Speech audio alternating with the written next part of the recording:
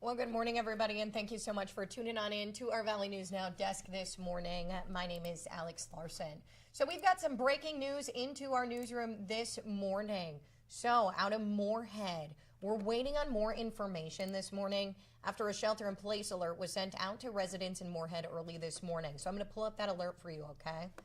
So this was the alert that was sent out around 1:50 a.m. to the residents in Ridgewood Park area, saying police were trying to locate a man in that area. One resident says they didn't get that alert until about 3 this morning. So we do not have any word yet if that shelter in place is still in place or if that man was located. We have reached out to Moorhead Police for more information, and you can continue to stick with us here at Valley News Live as we work to get more information. And I also want to talk about here the MAP bus routes that are changing. So despite some pushback from residents, Fargo City Commissioners decided in a 5-0 vote that MAP bus is increasing its cash fare from $1.50 to $2. They're also adding the addition of a 7-day pass at $10. It was the potential route change coming to MAP bus that got 15 people literally waiting in line to share their concerns, and one by one they did so. While some routes may change from every half hour to an hour, they might get rid of some stops too.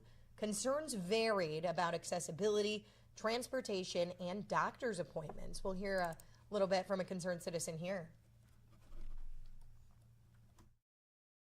I live a block from Essentia Hospital, so if the route is shortened, I won't have any way to get there. So fare changes take effect January 1st, and no decision was really made on routes last night. MAP Bus is going to review the feedback that everybody brought last night, and City Commission is set to make a decision on September 15th. Meanwhile, tensions rising between Commissioner Michelle Turnberg and Mayor Tim Mahoney as the commission got an update from the communications department. So you may remember last month when we told you about 4 people, including top officials, resigning from Fargo's communications department. Now the city administrator and HR department say they want to make things easier for the 2 communications employees who are still left. An outside investigator was hired to look into that matter more thoroughly, and an investigator that got some pushback from commissioners. So this sound is not really operating for me here, but I'm going to share a little bit of a synopsis of what was said here. So Commissioner Michelle Turnberg said that they lost 4 incredible workers that she thinks could have saved the city $30,000 by just having a meeting with them and communicating. Instead, they hired an investigator and spent the $30,000, which they say they may have a lawsuit coming against us for the department. That's what she said, Michelle Turnberg, at the meeting. She said they've had way more complaints about the police department than the comms department. So she was wondering at this meeting why an external investigator was not being used for the police department. Meanwhile, Commissioners Denise Kolpak and John Strand were showing more compassion for the employees rather than disagreement with the private investigator. So Deputy Mayor Denise Kolpak, I'll kind of wrap up what she said here as well. She said the entire period of criticism, along with the lack of transparency, in her opinion, and communication in the last 5 minutes with some of the people who have left, have been demoralizing and chilling across the board. She says not just the communication team and the employees they have lost, but across all departments. Not really much else was talked about last night. Just again, the city hopes that they can create a more supportive environment as they work to fill some of those roles. And also at last night's meeting, commissioners voting unanimously to deny an extension request to fix up a dangerous building. That building's in the 1200 block of First Avenue South. City leaders say it's seen 17 calls for service this year alone, including a fire in July and police action or raid that led to some doors being kicked in June. It's now approved to be demolished. And then I got an update for you on what led to a lockdown on Friday at West Fargo High School. So according to West Fargo officials, 3 non-student juveniles entered the building, resulting in the lockdown being put in place. So West Fargo public school officials say 1 student and 3 non-students entered the building around 3 p.m. Friday. 2 of the non-students left on their own. The 3rd non-student was confronted by school administrators and an SRO to be escorted from the building. But that non-student fled from the building during that escort. The school then triggered the lockdown out of an abundance of caution. School district is now working with West Fargo police to identify that non-student who ran and figure out what their next steps should be.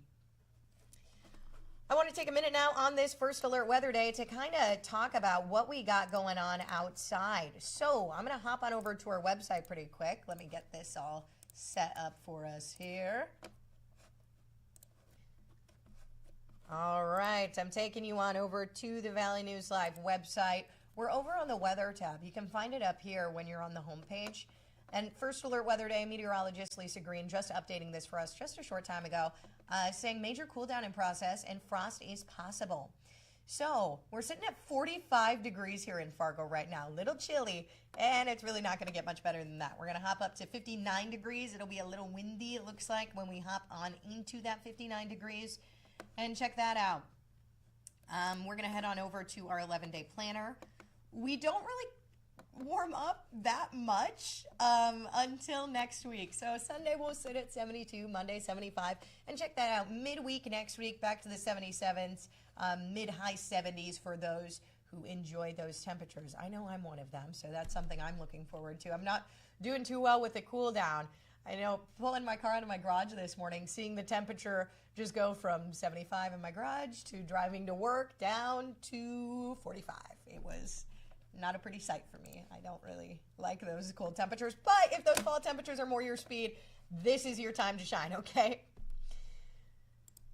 And I'm going to switch gears here again. We're going to head back to some news here. 2 people are behind bars after authorities discovered illegal drugs, firearms, and a collection of venomous reptiles. That was during a search of a home in Itasca County. So I'm going to pull up their mugshots for you. This is 39-year-old Courtney Edstrom on the left, 34-year-old Casey Hero on the right. So they were taken into custody on August 27th after deputies executed a search warrant at a home in Deer River. So according to the Itasca County Sheriff's Office, deputies recovered a stolen Glock 45 handgun, several magazines, and more than 60 rounds of ammunition. They also seized about 1.5 grams of meth, drug paraphernalia, and a variety of exotic and dangerous animals. That includes cobras, a green mamba, a boa constrictor, tarantulas, and other venomous species, all illegal to own in Minnesota. The reptiles were secured with assistance by the 4x4 Reptile Rescue. Charges for those 2, though, those are pending. And we're continuing our coverage of the political fallout from the Minneapolis church shooting. Minnesota Governor Tim Walz confirming yesterday he does plan to call a special legislative session to address some form of gun control, including potentially an assault weapons ban, though he has not said when he plans to call it. A group of 9 Minnesota mayors, though, say they would ban assault weapons in their cities if they could. But they say a 1985 law actually prevents individual cities from passing their own gun restrictions. Give the cities the opportunity to lead, because cities have a long history of leading, stepping up when higher levels of government have stalled. It's an ongoing issue. It's really about local control, letting local communities make that decision, what they think is best for their community. And we know overturning that 40-year-old law faces an uphill climb. Representative Paul Novotny, the House Public Safety Co-Chair, said in a statement in part, state firearm preemption laws safeguard Minnesotans from a confusing patchwork of local rules that could turn law-abiding citizens into criminals simply for crossing a city or county line. Second Amendment does not change depending on your zip code. Heading back to some more local news here, the Garden of Healing has started installing its Healing Hotline, sometimes referred to as a phone of the wind. It's a therapeutic way to speak to loved ones who have passed. Garden says the hotline is not connected by wires, but it is deeply connected by love. A series of concrete monoliths will surround that phone, and as of yesterday, the Garden has started to install them. Phones free to use during park hours. Going to be a ribbon-cutting ceremony on September 22nd at 4 p.m. And some good news out of Island Park Pool here in Fargo. The new pool is reporting record numbers for this summer season. According to the Fargo Parks District, more than 55,000 visitors stopped by the pool since its opening in mid-June. Pool is now officially shut down for the summer, along with the rest of the pools here in Fargo. But you can expect the pools will reopen next summer. And a local nonprofit sock drive has kicked off right here in the metro area. Golden Drive for Homeless Kids has been helping kids in need for the last 7 years. They partner with local businesses to collect socks, which are distributed to local schools and shelters. Last year, they collected 37,000 pairs of socks. This year, they're aiming for 40,000 pairs. Those with the organization say they've had more businesses and volunteers reach out for the drive more now than ever. There's groups of kids that want to come out and help with the counting, with the organizing. They've been out before, and you can just see how it just empowers them and gives them hope that people care.